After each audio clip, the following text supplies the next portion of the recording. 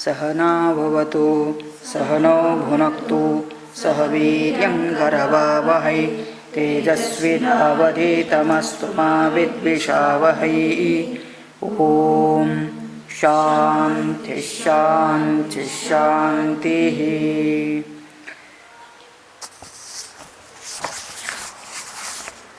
चरितं रघुनाथस्य शतकोटि प्रविस्तरम् एकैकमक्षरं पुंसां महापातकनाशनं वाल्मीकि गिरिसम्भूता रामाम्भोनिधिसंगता श्रीमद् रामायणे गंगा पुनाति भुवनत्रयं वाल्मीकिर्मुनिसिंहस्य कवितावनचारिणः शृण्वन्नामकथानादं को न याति परां गतिम्। श्रीराम समर्थ। जय जय रघुवीर समर्थ। सियावर रामचंद्र भगवान की जय। तो ये तो हुआ, क्या हुआ? अभी तक के प्रसंग में त्रयस्त्रिंशः सर्गः का मतलब 33वें श्लोक में 33rd श्लोक में राजा कुशन द्वारा कन्याओं के धैर्य का, क्षमाशीलता की प्रशंसा करना और उन सभी 100 कन्याओं का ब्रह्मदत्त के साथ विवाह कर देना।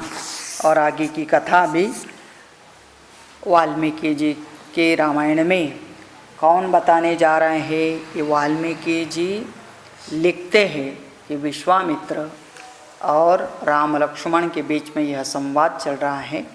तो राम लक्ष्मण को विश्वामित्र जी मिथिला के रास्ते पर जाते हुए यह सब कथा सुना रहे।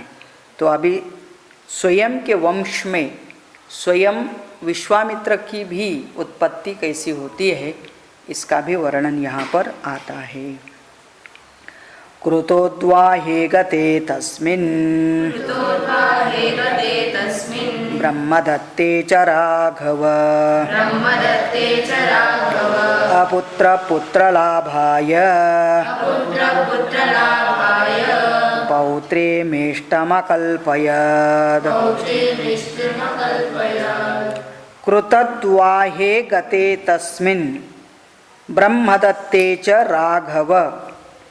अभी अपने 100 कन्याओं का विवाह कर देने के बाद उस कुश को, राजा जिसकी ये 100 कन्याएं थी, जिनको वायु देवता ने उनके शरीर में प्रविष्ट करके उनको सब विकलांग बना दिया था, जब वह वायु देवता की इच्छा के अनुरूप उनके साथ शादी करने के लिए मना करने से, फिर ऐसे कुब्जाओं के साथ ब्रह्मदत्त ने विवाह करना का स्वीकार किया और उनके साथ विवाह करते ही उनके स्पर्श से वो सभी कन्याएं पूर्व रूप में आ जाती है।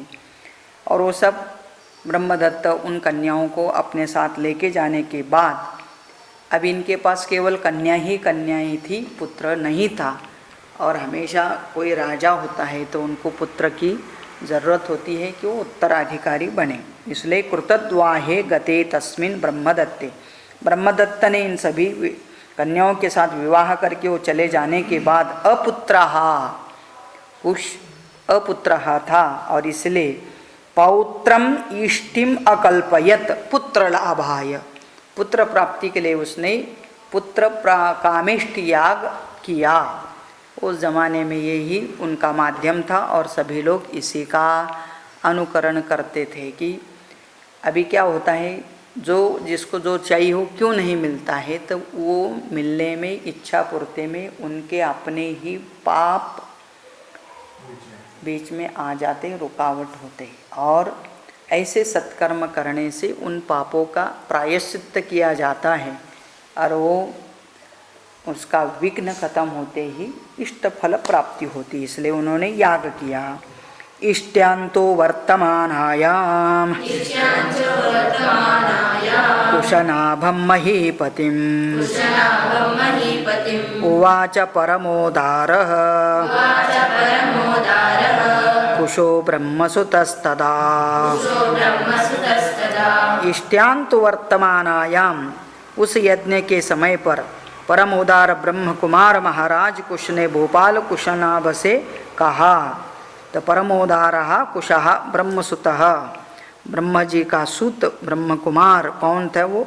तो कहते हैं कि वह भोपाल कुश महाराज से कहते हैं क्या, पुत्रस्ते सदृश पुत्रः भविष्यति सुधार्मिकः गाधिं प्राप्स्यसि तेन त्वं कीर्तिं लोके च शाश्वतीं। तो ब्रह्म कुमार जो थे, जिनके कृपा से, जिनके मार्गदर्शन से यह यज्ञ प्राप्त करने वाला था, तो उन्होंने पहले ही बोल दिया कि यस, इस यज्ञ के बाद तुमको पुत्र प्राप्ति होगी, उसका नाम गाधी होगा और वो बड़ा धार्मिक भी होगा और तुम्हारा नाम भी बड़ा करेगा। पुत्र ते सदृश, ते सदृश तेरे जैसे ही, भविष्यति और वो भी सुधार्मिका, उसका नाम होगा गाधी। गाधिम प्राप्स्यसि तेन, उस गाधी के द्वारा, पुत्र के द्वारा, कीर्तिम लोके च शाश्वतीम, शाश्वतीम कीर्तिम प्राप्स्यसि, तो बहुत बड़ी कीर्ति प्रसिद्धि मिल जाएगा तुमको, मतलब इतना अच्छा पुत्र होगा। आजकल के पुत्रों का प्राप्ति कीर्ति के काम में आता है या अपकीर्ति के, तो बहुत मुश्किल हो रहा है। कीर्ति अपकीर्ति दोनों भी नहीं है तो कम से कम तकलीफ तो दे देते माँ बाप को, है ना। तो एक वीडियो देखा था, बहुत सुंदर है। सुंदर का मतलब एक एनालिसिस करते, कोई बच्चा 4 साल का होता है तो माँ बाप को क्या सोचता है, विशेष करके बाप के बारे में, फिर इतने साल का होता है तो क्या सोचता है, फिर इतने साल के। तो सच्चाई में बाप कैसा था ये समझने के लिए वो स्वयं 60 साल का होना पड़ता है। जब लड़का ही 60 साल का होगा तब उसको पता चलेगा कि मेरे पिताजी सचमुच में कैसे थे। आप लोगों के लिए माताजी कैसी थी वो 60 साल के बाद पता चलता है। मतलब क्या है, तब तक समझ नहीं सकते हैं। हर एज में अलग अलग प्रकार का एटीट्यूड होता है, लेकिन यहाँ पर पिता के अनुरूप पुत्र होगा। पिता धार्मिक है तो पुत्र भी धार्मिक होगा। एवमुक्त्वा कुशो राम कुशनाभं महीपतिं जगामाकाशमाविश्य ब्रह्मलोकं सनातनम्। एवं उक्त्वा कुशः, इस प्रकार से उस कुशनाभ से राजर्षि ने ऐसा बोलने के बाद कुशनाभम महीपतिम जगाम आकाशम प्रविश्य, फिर वो आकाश में अदृश्य हो गया। ब्रह्मा जी का पुत्र, कुमार पुत्र, ब्रह्मलोकम सनातन, सनातन ब्रह्मलोक को चले गया। कस्यचित्त्वत्थ कालस्य कुशनाभस्य धीमता यत्ने परमधर्मिष्ठः।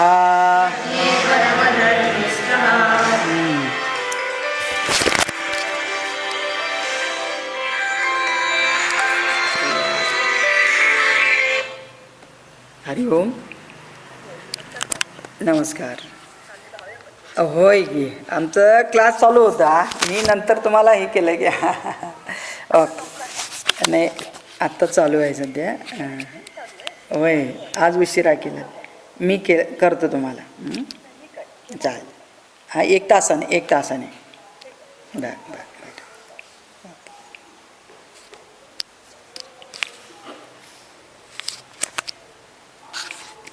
तो कस्यचित् त्वथ कालस्य कुशनाभस्य धीमतः यज्ञे परमधर्मिष्ठः गाधिरित्येव नामतः. यज्ञ हो गया, यज्ञ के बाद पुत्र प्राप्ति भी हो गया, पुत्र बड़ा भी हो गया और उसका नाम पहले बोला वैसे ही रखा. क्या नाम रखा? गाधी, इकारांत गाधी ही. तो यज्ञे परमनिष्ठ गादित्य नामतः सपिता मम काकुत्स्थ गाधी परमधार्मिकः कुशवंश प्रसूतोऽस्मि कौशिको रघुनंदन. सपिता मम काकुत्स्थ गाधी परमधार्मिकः. हे काकुत्स्थ का मतलब हे रामचंद्रा। विश्वामित्र जी कहते हैं कि वो जो यज्ञ के बाद गाधी नाम का पुत्र हुआ ना, उस गाधी का ही पुत्र मैं हूँ करके। कौन? विश्वामित्र। तो कहते हैं स पिता मम काकुत्स्थ गाधी परम धार्मिक, वो परम धार्मिक गाधी ही मेरा पिता। कुशवंश प्रसूतोस्मि कौशिको रघुनंदन। कुशवंश में मेरा जन्म हुआ, क्योंकि मेरा जो दादा लोग थे 4, वो सबके साथ कुश शब्द जोड़ा था, तो फिर उन्हीं के कारण हमारे कुल को कौशिक कहा जाता है, और इसलिए मुझे भी कौशिका कहा जाता है।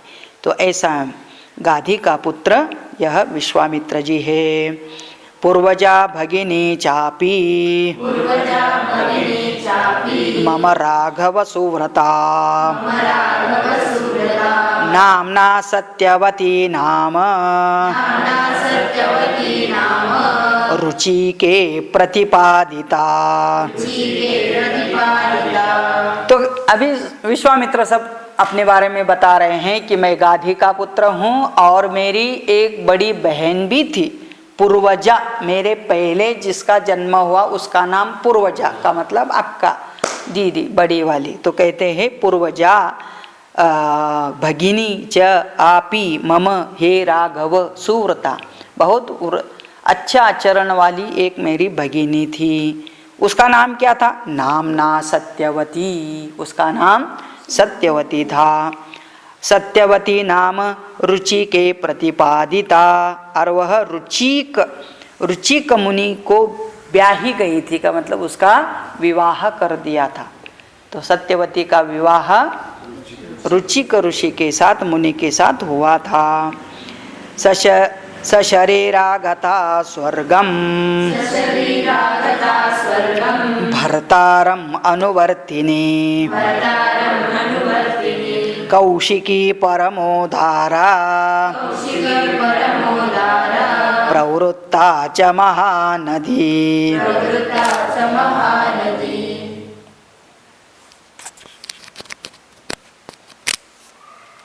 कहते हैं ओ भर्तारम अनुवर्तिनी, मेरी भगिनी कैसी थी? भर्तारम का मतलब हस्बैंड, अनुवर्तिनी का मतलब फॉलो करने वाली, तो पतिव्रता। तो सुव्रता ही अभी भर्तारम अनुवर्तिनी। तो वो इतने धार्मिक और पुण्यवान थे पति पत्नी, मरने के बाद सदेह स्वर्ग को चले गए। किधर गए? स्वर्ग को। कैसे गए? देह सशरीरागता स्वर्गम, शरीर के साथ स्वर्ग चले गए। और फिर क्या हुआ?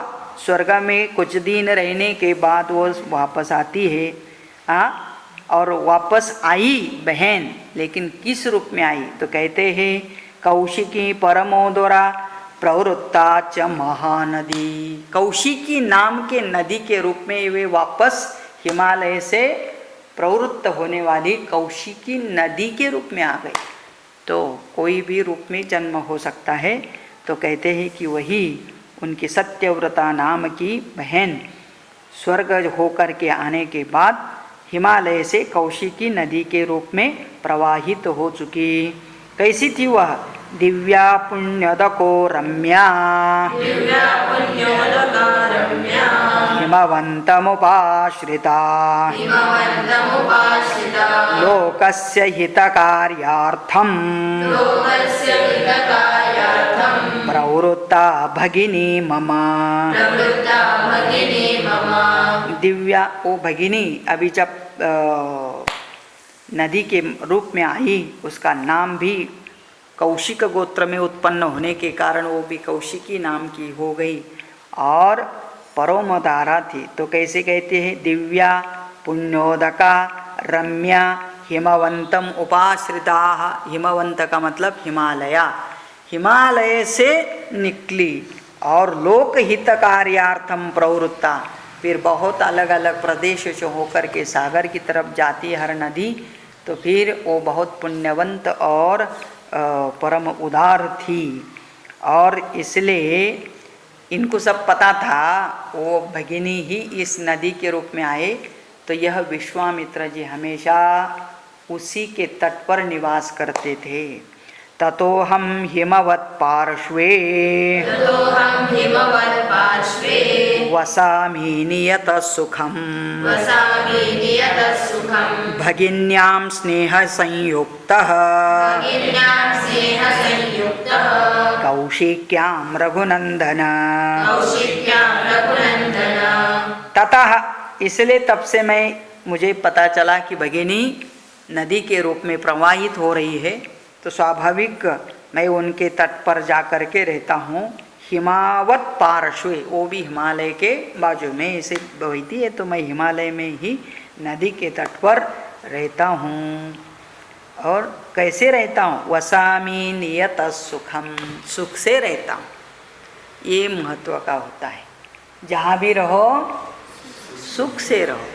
हाँ, मराठी में कहावत है, दिल्या घरी सुखी रहा।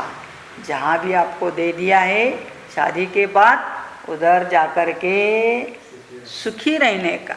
दुख के बहुत कारण हैं, लेकिन सुख के भी उतने ही कारण होते हैं। इनफैक्ट सुख के बहुत कारण होते हैं, दुख तो कभी कभी एक आधा कारण हो जाता है। लेकिन मनुष्य का दुर्बुद्धि है, वो दुख का एक दो कारण लेके ही पूरा जीवन दुखी होता है। सुख के इतने कारण हो करके भी सुखी नहीं होता। तो इसलिए वो तो कहते कि मैं तो सुख से रहता हूँ। कौन कह रहे हैं? विश्वामित्र।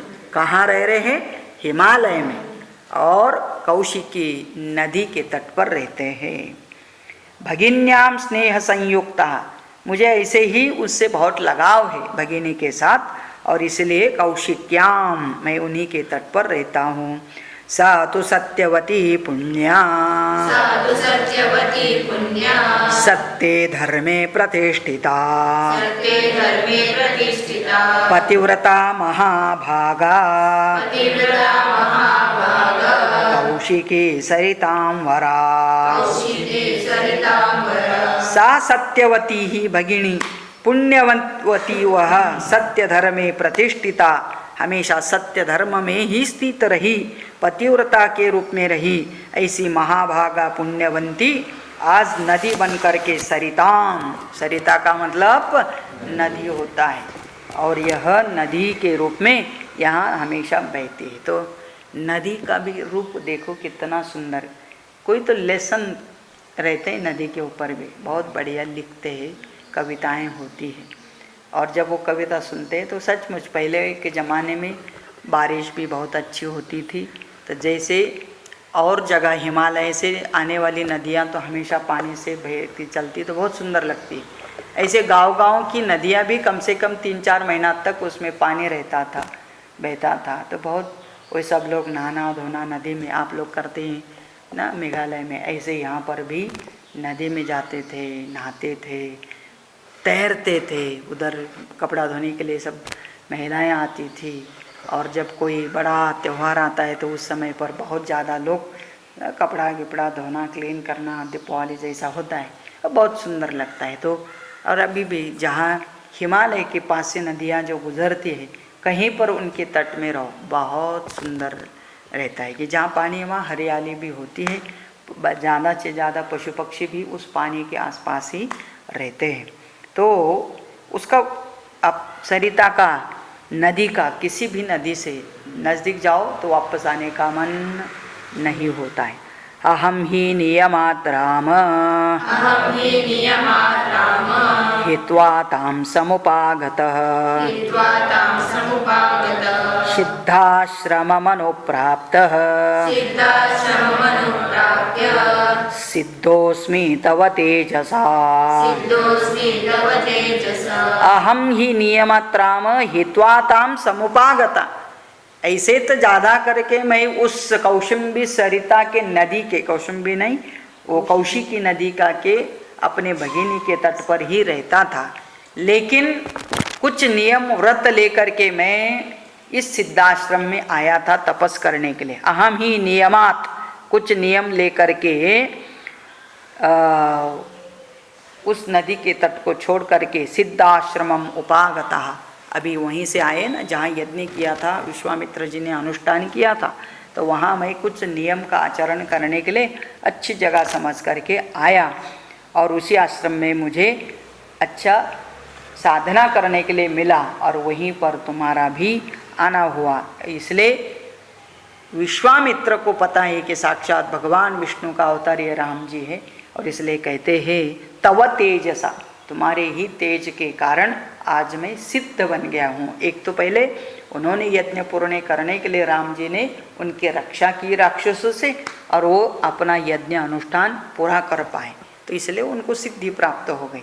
सिद्धि प्राप्त का मतलब सक्सेस इज कॉल्ड सिद्धि, है ना। तो सिद्धि का मतलब क्या, खाली जादू निकालना, कोई तो चमत्कार दिखाना, इसको ही सिद्धि नहीं बोलते। सिद्धि का मतलब होता है सक्सेस। सो हम जो काम करते हैं उसमें हम यशस्वी हो जाए, काम पूरा हो जाए, तो उसका ही नाम सक्सेस है, सिद्धि है। और इसलिए स्वयं विश्वामित्र कहते तो मैं तो सिद्ध हो गया हूँ।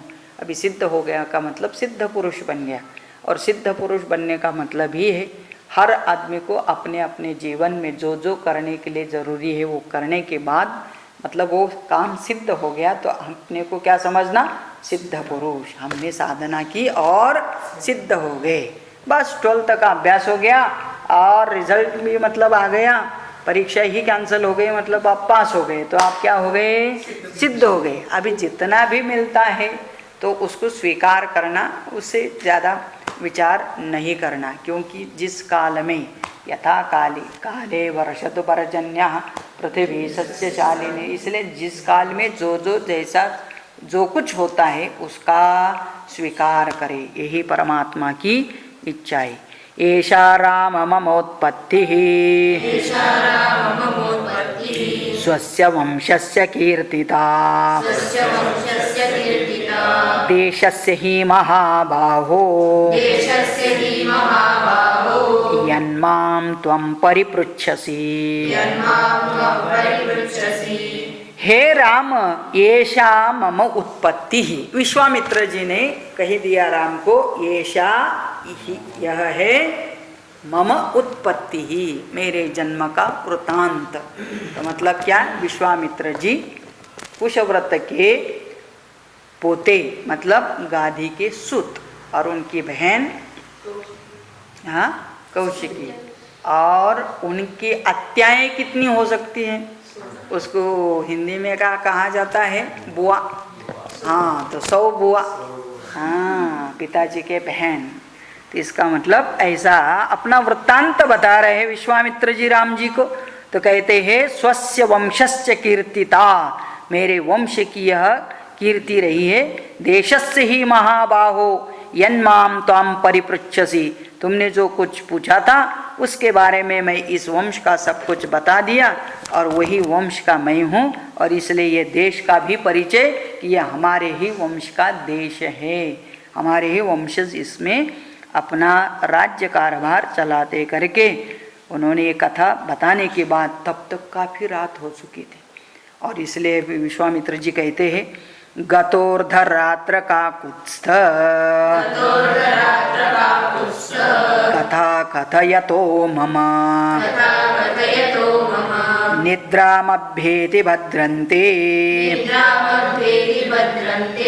मा भूद्विघ्नो ध्वनिः नः। गतोर्धरात्रः, हे काकुत्स्थ श्री रामचंद्रा, ऐसे कथा बताते बताते हमारे वंश में बारे में बताते बताते थोड़ा देर ही हो गया, काफ़ी रात हो गई, और इसीलिए कथा कथयतः मम निद्राम अभ्येहि भद्रन्ते, इसलिए मैं चाहता हूँ कि हम लोग अभी कथा को यहीं पूर्ण विराम देते हैं।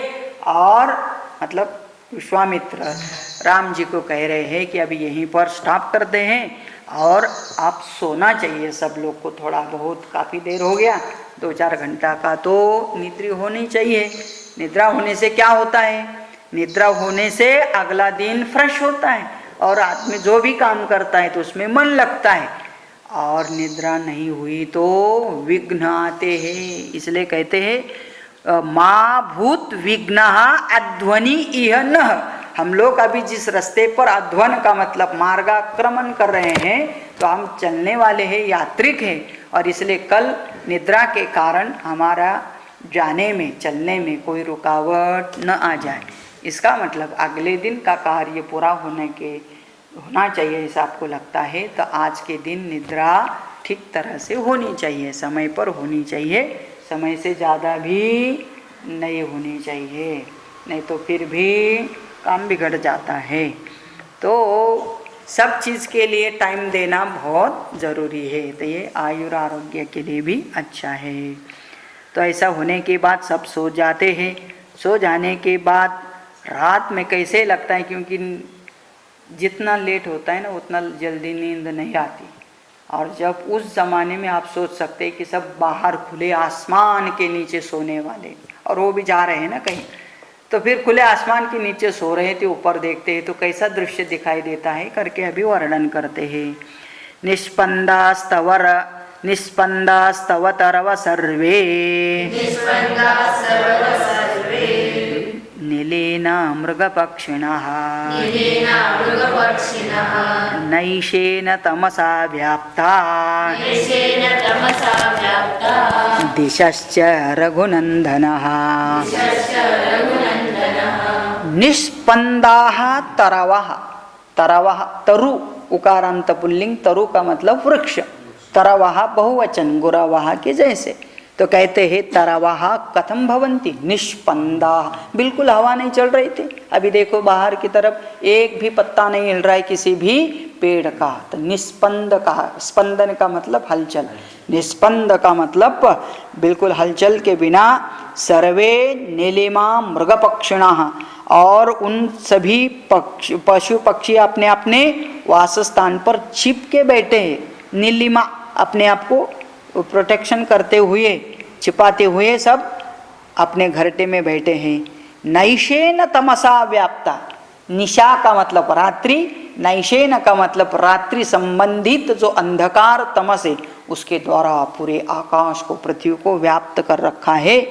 और कहाँ तक, सभी दिशा के ऊपर व्याप्ता दिशश्च हे रघुनंदन, अभी सभी तरफ अंधकार पसरा हुआ है और इसलिए सब लोग सो जाना चाहिए। शनै विसृज्यते संध्या नभो नेत्रैरिवावृतम् नक्षत्रतारागहनम् ज्योतिभिर्रवभासते। शनैः विसृज्यते संध्यां नभः, संध्या का मतलब शाम का समय बीत जाता है और धीरे धीरे रात बढ़ती है।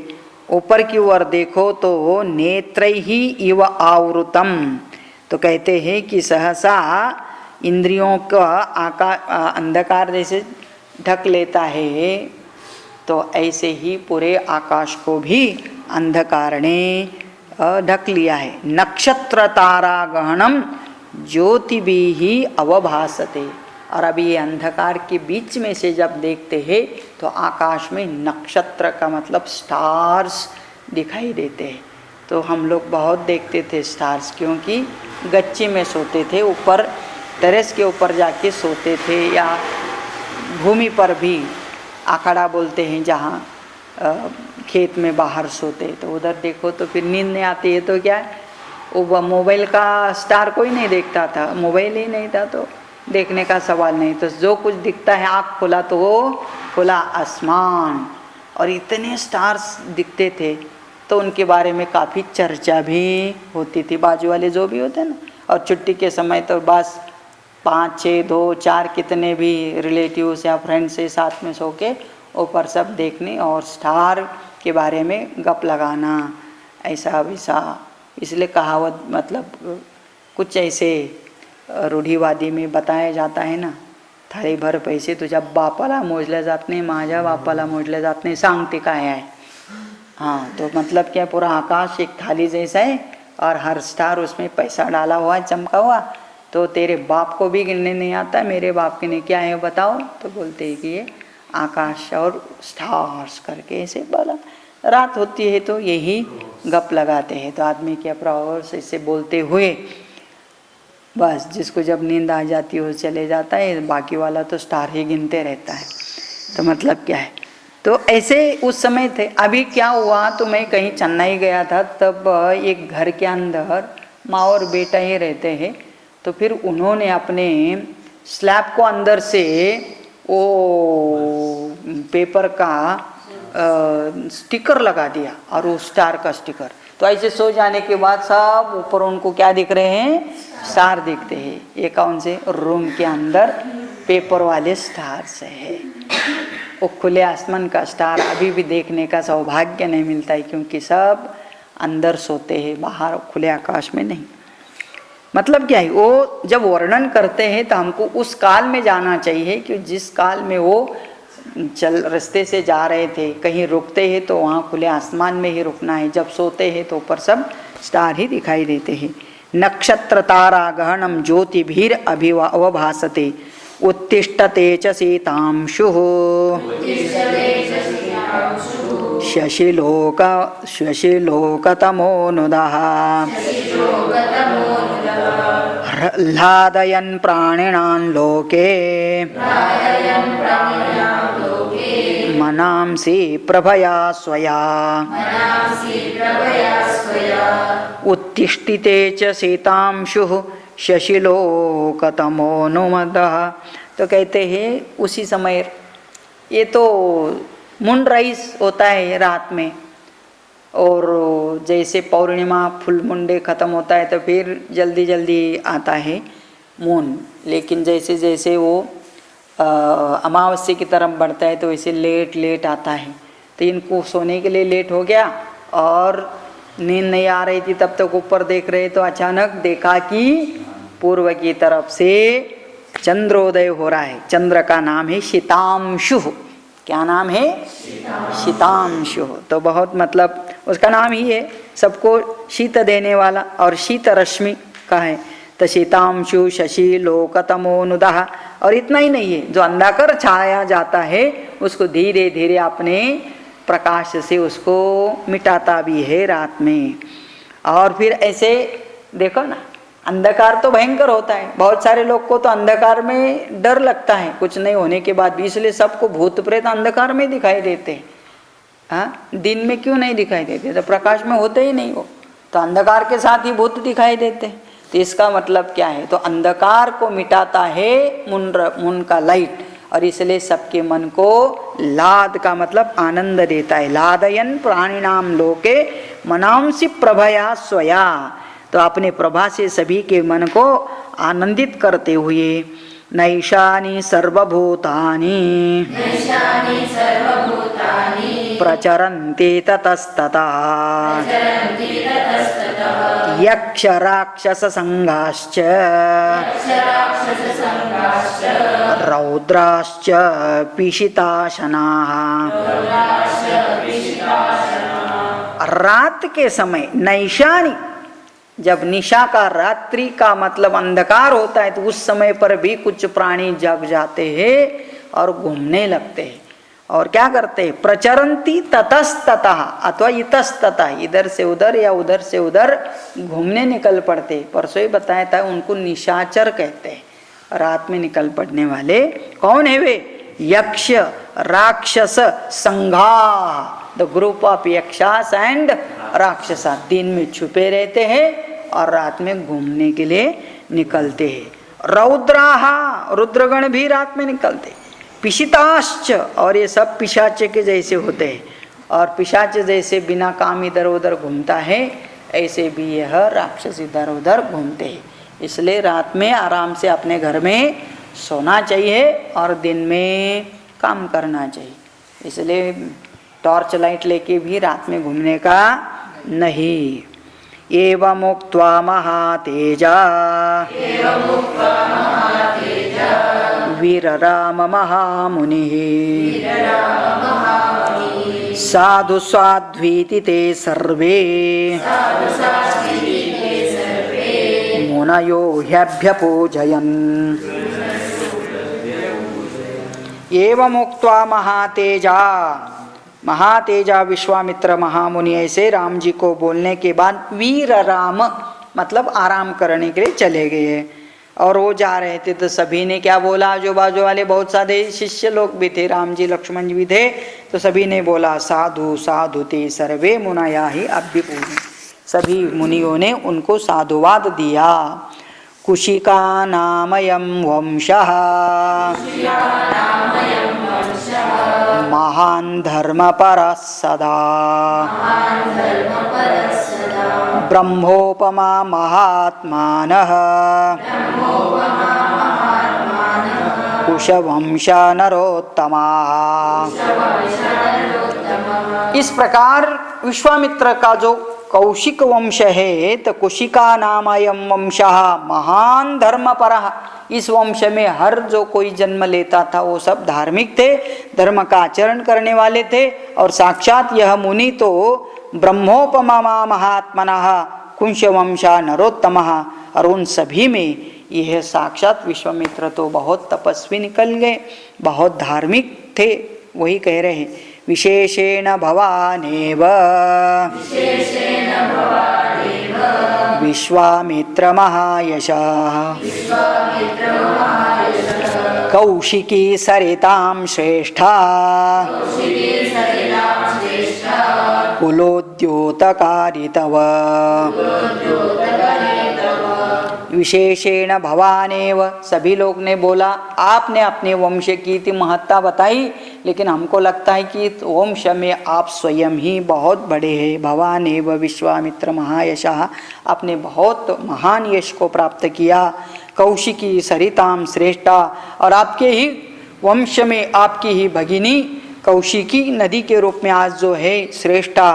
कुल उद्योत करी तव, आपके कुल का नाम, आपके कुल का पावित्र बढ़ाने वाले आप स्वयं, और वो आपकी बहन सरिता।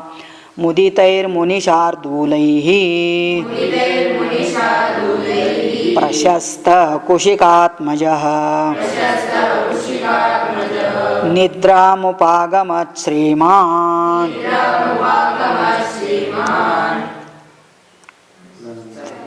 अस्तंगत इवांशुमान्।